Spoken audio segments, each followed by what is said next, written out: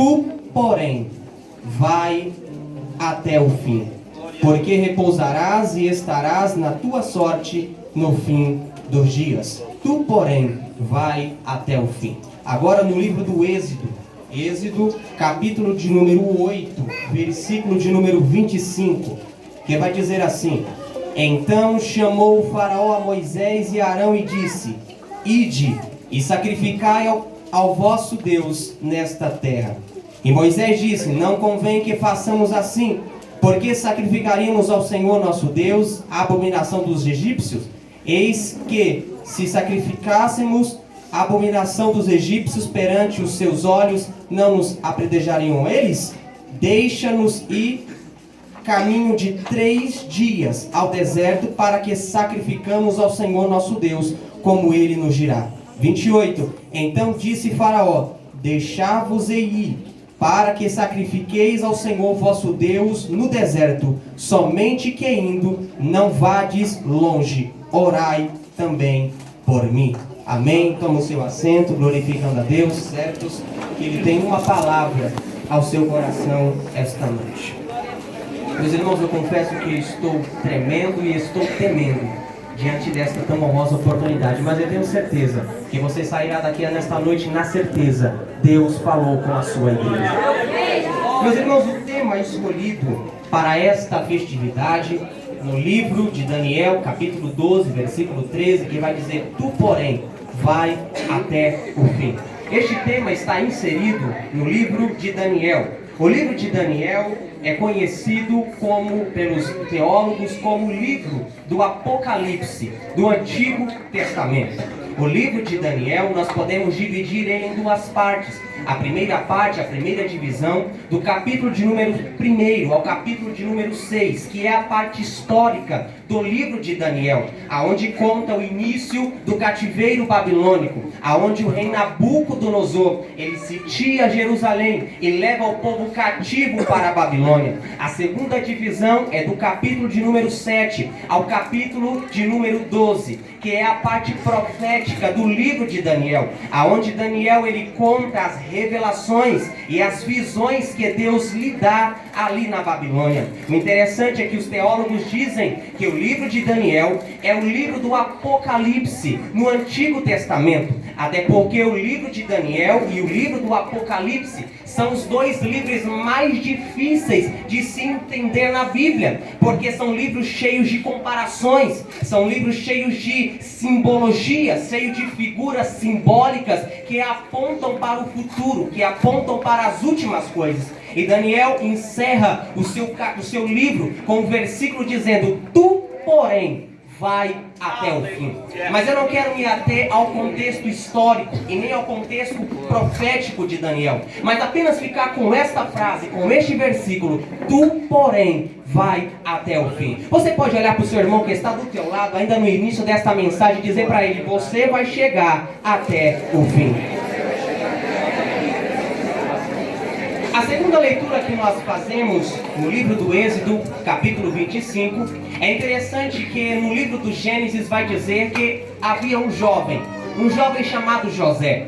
Este jovem que era um jovem sonhador, e por causa dos seus sonhos, ele passou por uma grande perseguição pelos seus irmãos. Essa perseguição foi tão grande que a Bíblia vai dizer que José foi vendido pelos seus irmãos, e ele vai ser vendido e vai chegar no Egito. José chega no Egito como escravo, mas a Bíblia vai dizer que Deus vai o exaltar e ele se torna governador do Egito. Ele cresce na terra da sua aflição. De escravo, José passa a ser o governador do maior império daquela época, que era o Egito. E a Bíblia vai dizer que José vai convidar o seu pai, a sua família, para descer ao Egito, até porque a terra estava passando por uma grande fome, os 7 anos de vacas magras. Israel estava passando por aquela dificuldade. José então chama a sua família e diz: habita no Egito. E a Bíblia vai dizer que vai se passar os tempos e vai se levantar um faraó, porque faraó não é um nome, faraó é um título a qual os reis do Egito tinham. E a Bíblia vai dizer que vai se levantar um faraó que não conhecia a história de José, que não conhecia a história do povo de Deus, que não conhecia a origem do povo de Deus, que chegou ali no Egito por causa de uma grande fome. E desconhecendo esta história, a Bíblia vai dizer que o faraó, ele começa a olhar para a nação de Israel com um olhar de vingança, com um olhar de ameaça. Ele começa a olhar para a nação de Israel e ao medo de faraó era que um dia Israel se levantasse, se juntasse contra os inimigos do Egito e quem sabe destruísse o Egito por completo. Então faraó, ele toma uma atitude, ele vai mandar escravizar o povo de Israel dentro do Egito.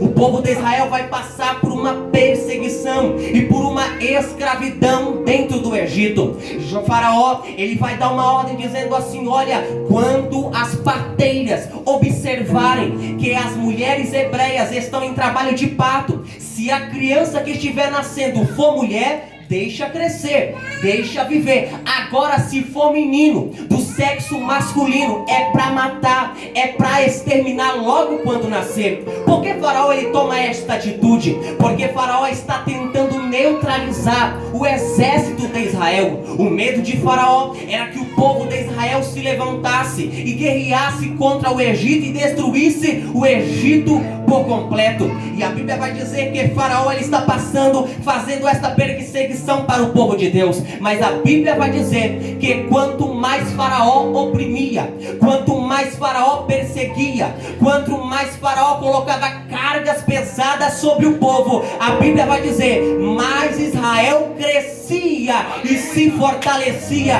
dentro do Egito. Quanto mais sofrimento, mais crescimento. Porque isso aqui é a matemática de Deus. A matemática de Deus é ao contrário da matemática do homem. Faraó dizia: quanto mais eu perseguir, quanto mais eu massacrar, quanto mais eu tentar destruir o povo, mais o povo vai diminuir. Mas era totalmente ao contrário. Quanto mais faraó oprimia, quanto mais faraó massacrava, mais o povo crescia, mais o povo se multiplicava e mais as mãos de Deus estavam sobre a vida do povo, dizendo: eu vou vos fazer crescer na terra da sua aflição.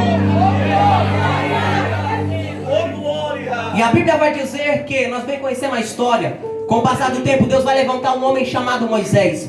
Moisés agora ele vai voltar para o Egito com uma missão de libertar o povo da escravidão, de tirar o povo do Egito. O interessante é que a Bíblia vai dizer que Moisés ele vai chegar até Faraó e ele vai declarar um desejo que estava no seu coração e um desejo que estava no coração do povo. Moisés vai dizer assim: olha, Faraó, nós queremos sair do Egito para sacrificar a Deus.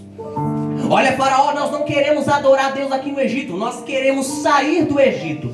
Nós queremos cartas de liberação para nós sairmos do Egito e sacrificar ao nosso Deus, adorar ao nosso Deus. E a Bíblia vai dizer que Faraó começa a entender que o que levava o povo querer adorar, que o que levava o povo querer exaltar a Deus era um único detalhe.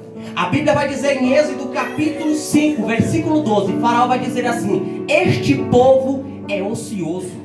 O que Faraó entende? Faraó entende que o povo, depois de tanto dia de trabalho, depois de tanto trabalhar amassando barro, fazendo tijolos, que era o trabalho deles, Faraó entendeu que sobrava tempo para o povo até completar as 24 horas do dia. Então o povo trabalhava, o povo cumpria a sua meta, eles iam para casa, iam descansar, iam se alimentar e sobrava tempo para adorarem a Deus. Faraó entende, o que leva esse povo querer adorar a Deus é porque eles têm tempo sobrando, é porque eles estão ociosos. Aí Faraó ele toma a seguinte decisão, ele diz assim: olha, a partir de hoje os egípcios não vai mais pegar matéria-prima para vocês, porque quem fazia os tijolos eram os hebreus, mas quem ia para a mata pegar matéria-prima, pegar madeira, pegar o cedro, eram os egípcios. Eles pegavam matéria-prima, dava para os hebreus e os hebreus começavam a fabricar os tijolos. Aí Faraó diz: a partir de hoje os egípcios não vai mais pegar matéria-prima para vocês, vai ser vocês mesmos que vão para a mata, que vão pegar matéria-prima, que vão pegar madeira, vão gastar tempo, vão voltar para o Egito, vão começar a fabricar os tijolos. E detalhe, eu quero a mesma quantidade de tijolos quando os egípcios pegavam a matéria-prima para vocês. Por que Faraó ele toma essa decisão? Porque ele queria oprimir o povo, ele queria castigar o povo e ele queria preencher o tempo do povo. Qual era a artimanha de Faraó? Ele diz: eu vou preencher o tempo do povo, para que o povo não tenha mais tempo de adorar, para que o povo nem pense mais em glorificar a Deus. A artimanha de Faraó é: eu vou levantar coisas que preenchem o seu tempo. E você já percebeu que existe aquele tipo de crente que ele quase nunca vem para a igreja, ele não ora, ele não lê a Bíblia, ele não se consagra, e a desculpa dele sempre é a mesma: eu não faço, eu não vou, eu não pratico, é porque não tenho tempo. Olha, eu trabalho, eu estudo, eu faço aquilo outro. Mas se você for ver o miolo da história, ele tem tempo para tudo. Ele tem tempo para passear, ele tem tempo de ir pra praia, ele tem tempo de ir pro shopping, ele tem tempo para tudo. Ele só não tem tempo para Deus, ele só não tem tempo de orar, ele só não tem tempo de ler a Bíblia, ele só não tem tempo de vir para a igreja. Sabe o que aconteceu? Faraó enrolou ele com tantas coisas deste mundo que ele se esqueceu das coisas de Deus. Mas Deus te trouxe aqui com uma palavra: ei, toma cuidado com as coisas que têm preenchido o seu tempo, a ponto de você se esquecer das coisas de Deus. Porque uma coisa que eu aprendi é: se Deus não for prioridade na minha vida, Deus não é na minha vida, porque Deus não aceita estar em segundo plano. A proposta de Faraó é: eu vou levantar coisas que preenchem o seu tempo. Mas para surpresa de Faraó mesmo colocando cargas pesadas sobre o povo, a Bíblia vai dizer: e o povo ainda desejava adorar. Mesmo sem tempo, tinha desejo. Mesmo sem tempo, o povo dizia: eu vou me desdobrar, eu vou acordar mais cedo, eu vou pegar a palha, eu vou pegar o cetro, eu vou fabricar os tijolos, eu vou cumprir a minha meta. Mas tem uma coisa, Faraó: eu ainda continuo desejando adorar, eu ainda continuo desejando glorificar a Deus. E parece que eu vejo, se Faraó tivesse a oportunidade de perguntar: por que é que vocês estão querendo adorar, mesmo sem tempo, mesmo com tanto trabalho, eles responderiam: olha, Faraó, é porque a nossa alma não se alimenta de nada daqui do Egito. A nossa alma quer Deus, a nossa alma quer o céu, a nossa alma quer adorar a Deus. A minha alma tem sede de Deus. E num dia como este, muitos aqui como eu tiveram uma semana cheia de compromisso, cheio de afazeres. Nós poderíamos estar em tantos outros lugares, mas abrimos mão de tudo para estar aqui. Sabe por quê? É porque a nossa alma tem sede de Deus. Eu quero a presença de Deus. Eu tenho algo para te dizer: o Espírito Santo já está na casa. Ele não está de mão vazia, não. Ele tem azeite para alimentar teu coração, ele tem azeite para alimentar tua alma.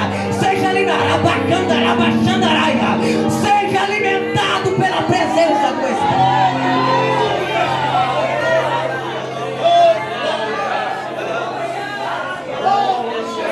O Espírito Santo está na casa. Eu já posso sentir a presença dele aqui. Só quem pode sentir a presença do Espírito Santo, ele está aqui na casa para alimentar a tua alma.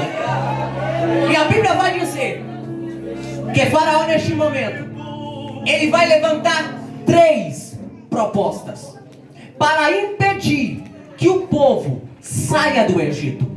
Faraó vai levantar 3 propostas para convencer o povo de Israel a não sair do Egito, a não chegar até o fim. E é sobre isso que eu quero, pelo tempo que me resta, falar esta noite. As 3 propostas de Satanás para te impedir de chegar até o fim. As 3 propostas de Faraó para te impedir de chegar até o fim. Mas desde já eu recebo uma palavra profética de Deus na sua vida: queira o diabo ou não, você vai chegar até o fim. Queira o diabo ou não, os adolescentes do Jardim Noêmia vai chegar até o fim, porque as mãos de Deus estão estendidas sobre esta casa. Qual foi a primeira proposta de Faraó? Capítulo de número 8, foi o texto em que nós lemos, versículo de número 25. Versículo de número 25, Faraó vai dizer assim, capítulo 8, versículo 25, Faraó vai dizer assim: então chamou o Faraó a Moisés e Arão e disse: ide, sacrificai vosso Deus nesta terra. Diga comigo, sacrificai ao vosso Deus nesta terra. Em outras traduções está assim: ide, sacrificai ao vosso Deus somente nesta terra. Qual é a proposta de Faraó? Faraó, ele chama Moisés e diz: Moisés, é o seguinte, o que você quer? Adorar? Glorificar? Ir para o deserto? Sacrificar ao vosso Deus? Tudo bem, eu vou permitir. Vocês querem adorar? Pode adorar, mas com uma condição. A proposta que eu tenho para o povo é: adorai, mas somente nesta terra. Vocês querem adorar? Pode adorar, somente nesta terra. Vocês querem sacrificar, bem dizer ao vosso Deus? Pode ir, não tem problema, mas somente nesta terra. O que Faraó está propondo para o povo é muito ao contrário do que muitos imaginam. Faraó aqui, ele não está impedindo o povo de adorar, não.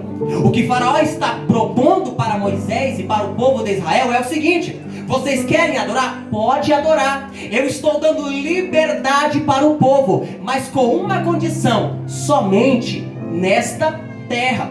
Vale a pena lembrar que o Egito era uma terra conhecida como as nações dos deuses. Tudo no Egito era Deus. Os faraós, eles eram tidos como semideuses. Eram homens que recebiam a adoração do povo. Eram conhecidos como titãs da época. O boi era um deus egípcio, conhecido como Apis. A vaca também era uma deusa egípcia, conhecida como Tola. Tudo no Egito era Deus. O sol era um Deus, a lua era um Deus, o rio Nilo era um Deus. Tudo no Egito era um Deus. Então o que Faraó está propondo para Moisés é o seguinte: vocês querem adorar o seu Deus? Pode adorar, mas adore a Ele como eu adoro o boi, adore a Ele como eu adoro a vaca, adore a Ele como eu adoro o rio Nilo. Pode adorar, mas só adore somente nesta terra. O Egito tem muitos deuses. Acrescentar mais um Deus na relação não vai fazer diferença nenhuma. Pode adorar, mas só adore somente nesta terra. Vocês querem glorificar? Pode glorificar, mas só glorifiquem somente nesta terra. O que Faraó está dizendo: vocês querem ser crente? Seja crente, mas seja crente somente nesta terra. Qual é a primeira proposta de Satanás para te impedir de chegar até o fim? Vocês querem ser crente? Seja crente, mas seja crente somente nesta terra. Seja crente somente dentro da igreja. Em outro lugar, se esqueça que você é crente. Se esqueça que de você é do altar. Se esqueça que você é da adoração. Adore a Deus somente nesta terra. Mas quando chegar na faculdade, se esqueça de Deus. Quando chegar no seu trabalho, se esqueça que você é crente. Se esqueça que você é adorador. Só adore somente nesta terra. E quando eu olho para essa realidade, eu olho para a geração contemporânea, nós temos uma percepção ruim dessas coisas, porque muitas pessoas estão aderindo às propostas de Faraó, estão adorando a Deus somente dentro da igreja, mas quando pisa o pé lá fora, vive uma vida de promiscuidade, vive uma vida de pecado. Ninguém sabe que ele é crente, ninguém sabe que ele serve a Deus, está adorando a Deus somente nesta terra. Irmão Tiago, e a aparência que salva? Não, a aparência não salva, mas você tem que entender que a santidade de Deus, ela só não é para a alma, ela é para o corpo, ela é para a alma, ela é para o espírito. Eu transfiro por fora a essência que eu já tenho por dentro, mas hoje está tudo bagunçado, ninguém sabe mais quem é crente. Sabe por quê? Porque estão pregando por aí fora um evangelho que não muda a vida de ninguém. Estão pregando por aí fora dizendo: você quer aceitar Jesus? Pode aceitar Jesus, venha para a igreja, mas continua com seus pecados, continua com as suas falhas, não precisa mudar nada, porque Deus só quer seu coração. Irmão, é proposta de Satanás, porque a palavra de Deus, quando ela tem um encontro com a vida do homem, ela transforma o homem por completo. Ela não faz acepção de pessoa. Venha do jeito que você está, mas tem uma coisa: a partir do dia que eu levantei a mão para o céu, aceitando a Jesus como meu único e suficiente Salvador, Ele olhou para mim, olhou para você e diz: eis que faço uma nova coisa, e as coisas velhas se passaram e tudo se fez novo. A palavra de Deus tem o poder de transformar a vida do homem. Só quem foi alcançado por esta palavra, só quem foi, deu um brado.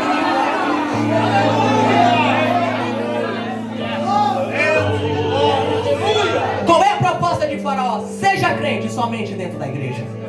Você se lembra que quando eu disse no começo da mensagem, Faraó ele dá uma ordem dizendo assim, as parteiras, quando vê as mulheres hebreias gerar, se for menina é para matar, se for menina é para exterminar. O que ia acontecer? Ia crescer as meninas, as mulheres iam crescer, não ia ter varão na idade delas para elas casarem. O que ia acontecer? Elas iam casar com os egípcios.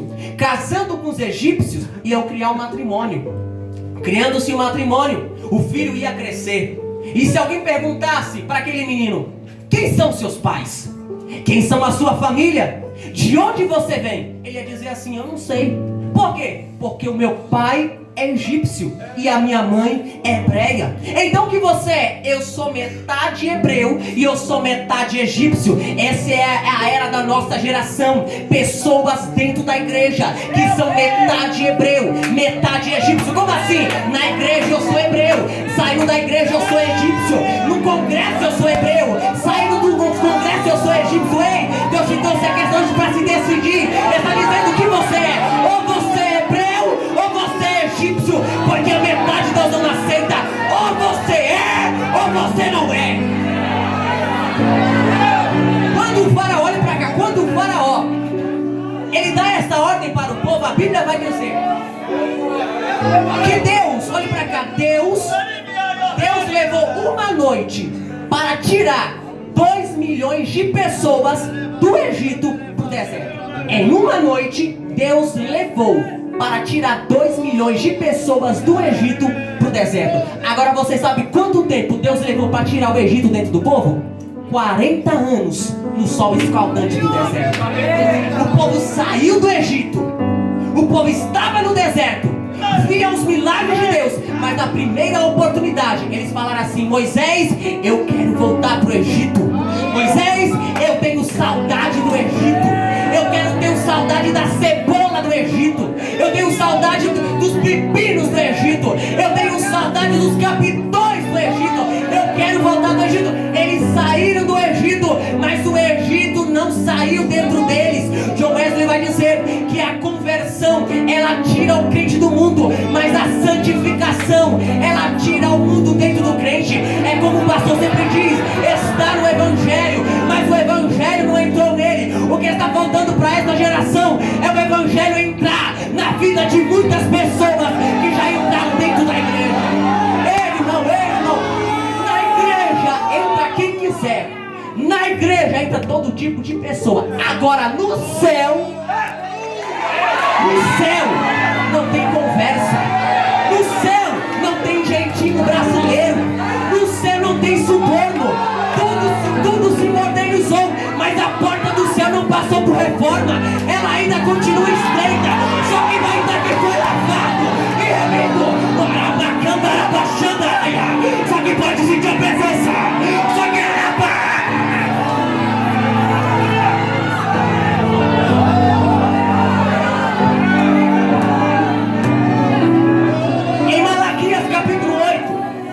Malaquias capítulo de número 3, versículo 18 vai dizer, então vereis outra vez a diferença daquele que serve a Deus e daquele que não serve a Deus. Mas a verdade hoje está tudo bagunçado, hoje está tudo misturado, ninguém sabe mais quem é crente, ninguém sabe mais quem serve e quem não serve a Deus.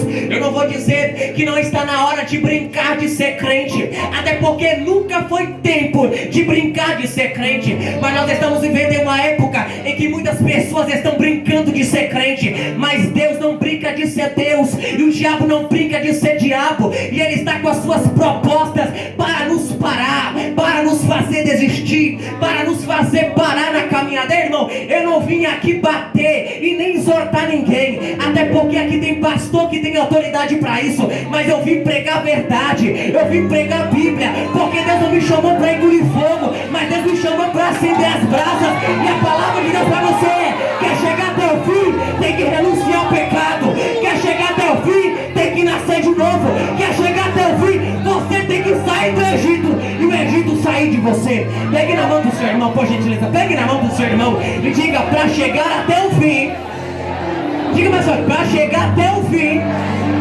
tem que sair do Egito, e o Egito sair de você.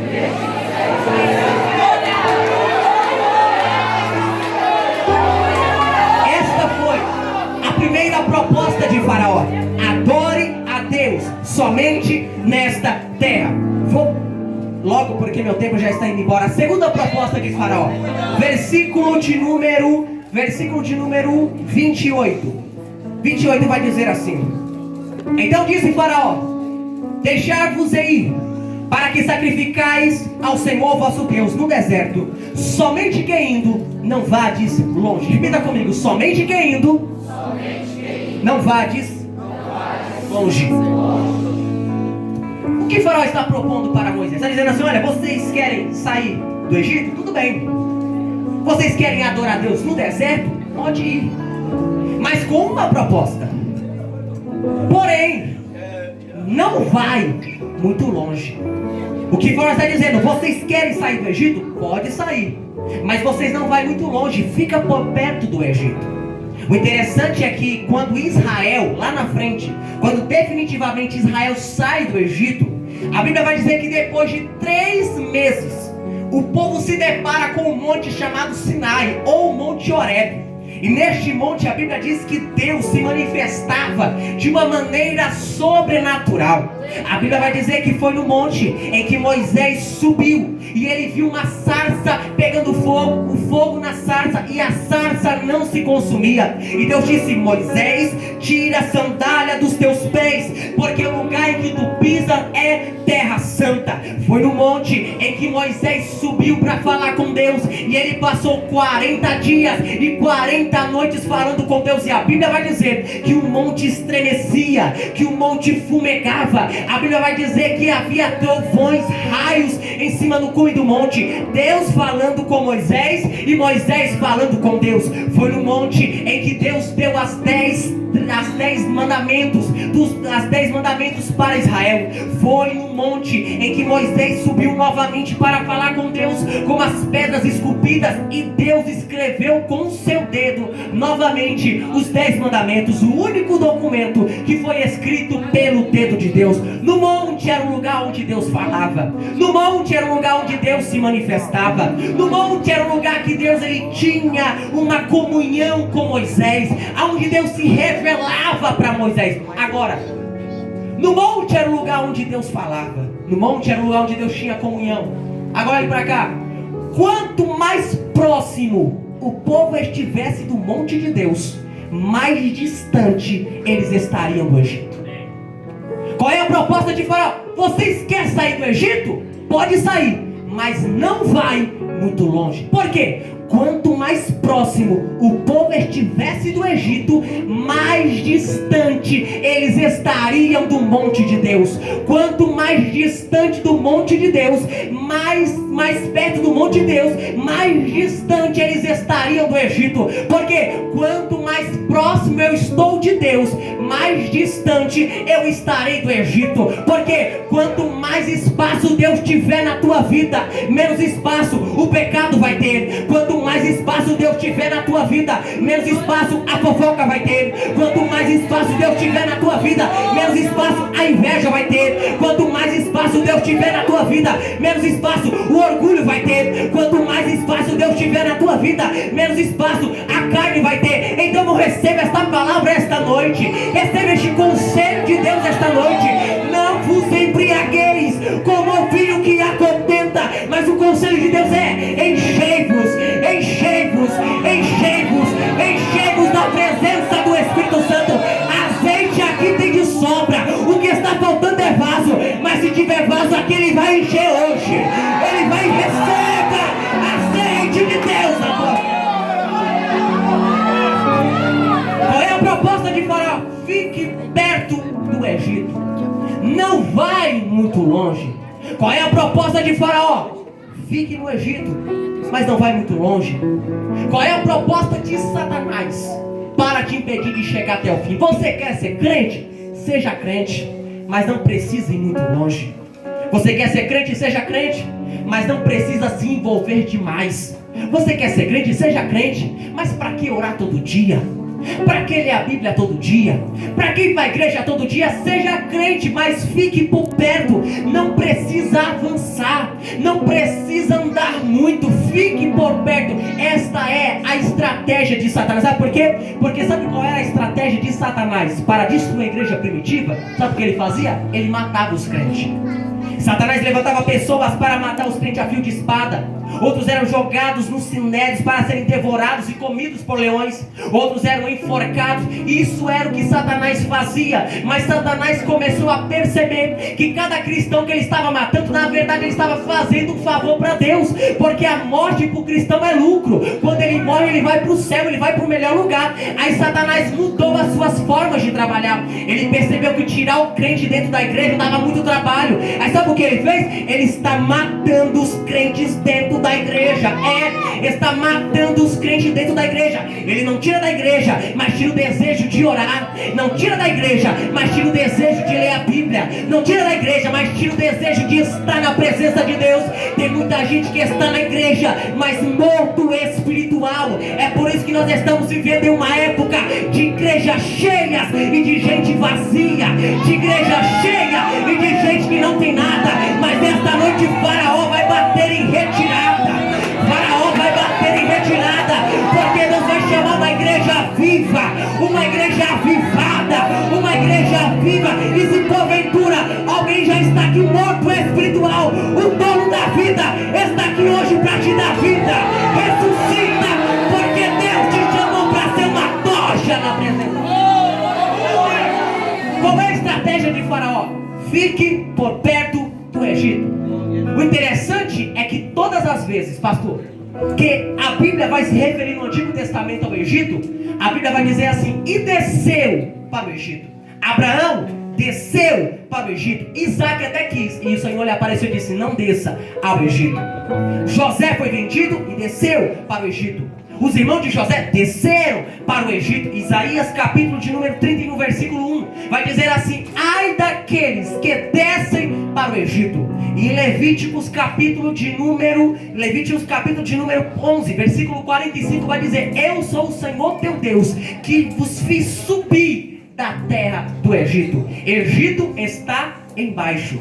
Egito está embaixo. Então quando o Faraó está dizendo não sai muito longe do Egito, o que o Faraó está dizendo: fique sempre por baixo. Não precisa subir, não precisa avançar, fique por baixo. Fique sempre por baixo. Mas a ordem de Deus para o povo é: levanta-te, marche e saia do Egito. E quem sai do Egito, ele deixa de estar por baixo e ele começa a subir. Porque Deus, irmão, tem prazer de ver você subir. Deus tem prazer de ver a tua chamada subir. Deus tem prazer de ver teu ministério subir. Deus tem prazer de ver os teus sonhos subir. Deus tem prazer de ver a tua família subir. O que Faraó está dizendo: olha, fique por baixo. Faraó está dizendo: fica por baixo. Mas Deus está dizendo: é para você subir. Porque quando você sobe, você está subindo de nível. E Deus me trouxe aqui esta noite para te dizer que Ele está elevando o teu nível espiritual esta noite. Deus está elevando o teu nível espiritual esta noite. Satanás olhou para você e disse: vai ficar sempre por baixo. Teu ministério não vai longe, a tua chamada não vai longe, os teus sonhos não vai longe, o teu ministério não vai longe, os teus sonhos não vai longe. Mas as mãos de Deus estão estendidas sobre a igreja do Jardim Noêmia, e a ordem é: sobe, sobe, sobe. Deus vai elevar o teu nível espiritual esta noite. Deus vai, eu já posso sentir a presença de Deus aqui. Deus está elevando o teu nível espiritual esta noite. Pegue na mão do seu irmão, pegue na mão dela e diga assim: hoje o nível sobe. Hoje o nível sobe. Deus te trouxe aqui para te dizer: está na hora de se aproximar de Deus. Por quê? Porque quanto mais alto eu subo para me aproximar de Deus, mais profundo é o meu relacionamento com Ele. Para chegar até o fim, tem que se aproximar de Deus. O interessante, olhe para cá, o interessante é que a Bíblia vai dizer que Israel, eles viam o poder de Deus. Israel conhecia as mãos de Deus. Israel conhecia o que Deus podia fazer. Israel no Egito eles eram escravos. Israel no Egito se vestia como escravo, comia comida de escravo, eles eram tratados como escravos, recebia chicotada nas costas. Mas quando eles saíram do Egito, na primeira oportunidade, eles disseram assim: eu quero voltar para o Egito, eu tenho saudade do Egito, eu tenho saudade do pepino do Egito. O povo saiu do Egito, mas tinha saudade de retornar. E Moisés? E Moisés? Moisés, irmão, ele não cresceu no Egito como escravo. Moisés cresceu no Egito como príncipe. Moisés vestia a melhor roupa. Moisés comia a melhor comida. Moisés era filho da filha de Faraó, o homem mais poderoso daquela época. Moisés cresceu dentro do palácio, mas quando ele saiu do Egito, no deserto, ele disse: Deus, eu não saio daqui se a tua presença não for comigo. Eu prefiro estar no deserto com Deus do que estar no palácio sem Deus. Sabe por quê? Porque quem tem um encontro com Deus, ele não consegue mais voltar. Quem tem um encontro com Deus, a visão dele é sempre pro alvo. Eu vou chegar até o fim. Eu vou chegar até o fim. Ei, quer chegar até o fim? Começa a se aproximar de Deus. Começa a ter intimidade com Deus. Porque quando você tem intimidade com Deus, você vai chegar até o fim. Mais uma vez, pegue na mão do seu irmão, por gentileza. Pegue na mão dele, pegue na mão dele e diga: para chegar até o fim, tem que se aproximar de Deus.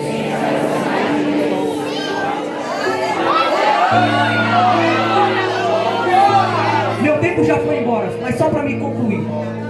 A terceira proposta de Faraó. A terceira proposta de Faraó. Capítulo de número 10 do Êxodo, capítulo 10, versículo 7. E vai dizer assim: e os servos de Faraó disseram-lhe: até quando este nos dá de ser por laço? Deixa ir os homens. Repita comigo: deixa ir os homens. O que Faraó está propondo para Moisés? Está dizendo assim: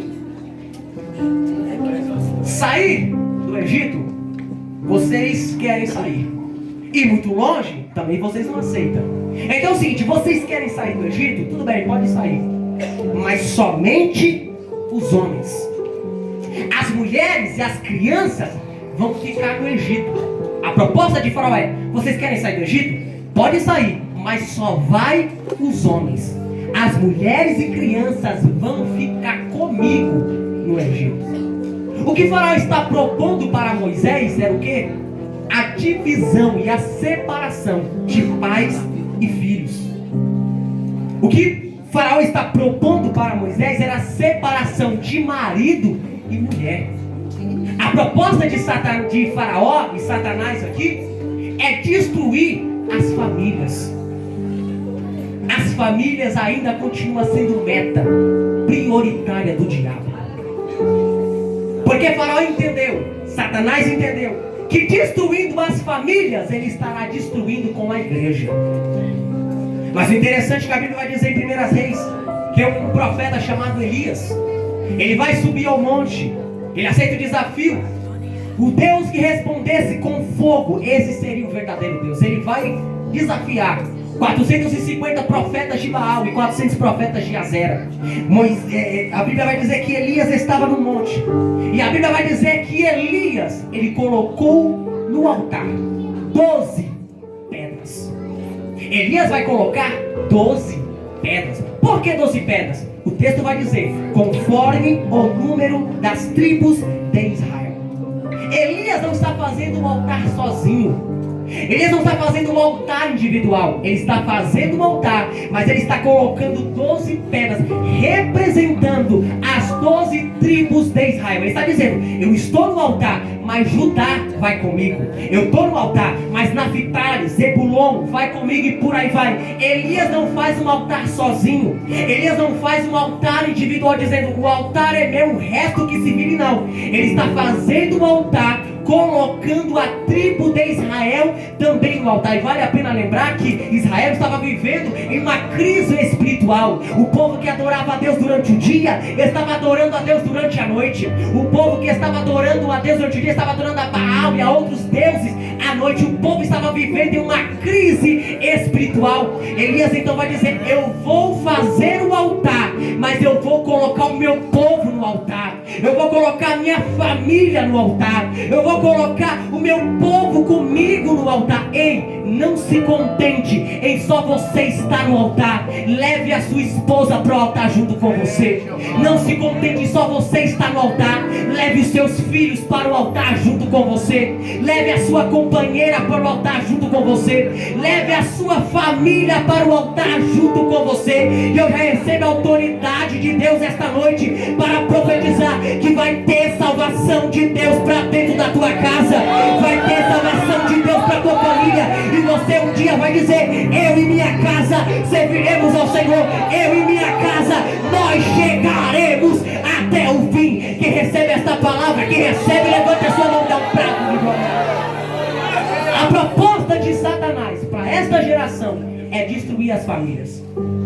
Basta a gente olhar para as emissoras de televisão, olhar para as mídias, a qual Satanás ele tem invertido. Muitas das vezes são canais que são usadas pelo diabo para tentar distorcer as palavras de Deus, para distorcer os princípios da palavra, princípios éticos e morais da palavra de Deus.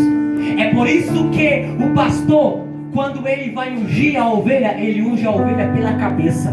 Por quê? Porque ovelha com cabeça ungida é mente protegida. É por isso que Paulo vai dizer: eu tenho a mente de Cristo. Por quê? Porque quem tem a mente de Cristo, o diabo não mina. Quem tem a mente de Cristo, o diabo não domina. Quem tem a mente de Cristo, o diabo não rouba. É por isso que Davi no Salmo 23, versículo 5, ele vai dizer: Deus unge a minha mão, Deus unge os meus pés, Deus unge a minha roupa. Não, ele diz: unges a minha cabeça com óleo e o meu cálice transborda. Eu recebo a autoridade desta noite para te dizer que Deus vai blindar a mente desta geração. Deus vai blindar a mente dos adolescentes. E o diabo não vai roubar, o diabo não vai minar, o diabo não vai destruir. Por quê? Porque Jesus ele veio para dar vida, é vida em abundância. Se coloque de pé, se coloque de pé. Meu tempo já passou, meu tempo já passou. Se coloque de